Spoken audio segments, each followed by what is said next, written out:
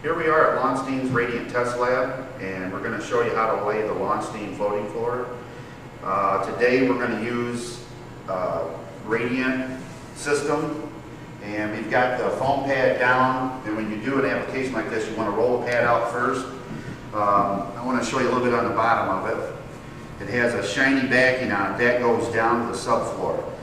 This is a moisture resistant on the bottom, and that's why you want that down in case any moisture comes up from one application would be a concrete installation. And if you're worried about any moisture at all, that would stop it. A radiant system like this, you wouldn't have to worry about it unless you sprung a leak or something like that. But anyway, you got radiant, you got cement that you can do installation. You have plywood subfloors that this will work on. So there's many applications that this floor will work on. Basically, just about as much as any of the other hardwood floor, the other type of hardwood floors. To start, I'm going to show you the first one. Basically, you start with the tongue. Usually, on most floors, you start with the tongue going in the direction you're going to lay the floor. This way, you're going to actually put that against, if this were a back wall, you would put like a 1/4 inch shim, 1/8 inch to 1/4 inch shim on the back side of it. You're going to start with basically the groove going out because this is the way the floating floor is going to have to work. And basically, this is how easy it is. I'm going to show you. You basically pop it in, and you want to get it just like that.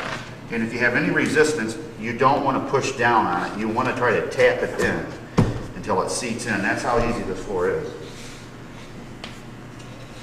You basically, if this were a big room and you had, let's say, a 10 to 25 foot run, you're just going to basically pop in these long pieces like this. And some of them, when they're, let's say, 12 feet, because some of these floors will be up to 12 feet long. If you have any resistance of it not going down, sometimes a hammer to tap into it will help seat that down because you don't want to push down on it because you could break the weaker spot here in the groove. There's really no need to press down on it. I'm going to get this one in there.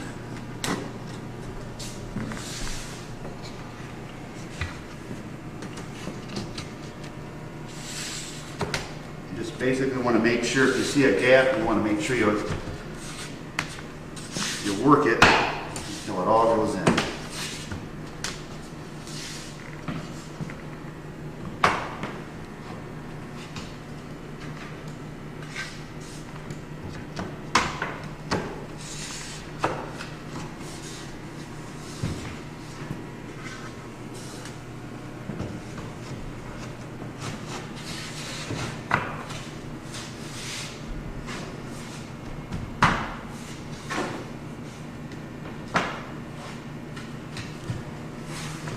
And this is basically about as hard as it gets installing this floor.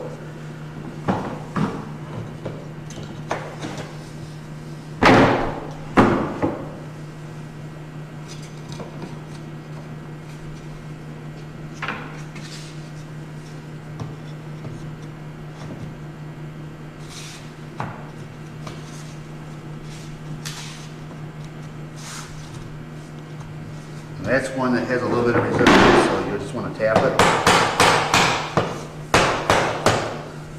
And that's what I was talking about. You don't want to push down if it doesn't go, because then you can hear it crack, and that's what you don't want.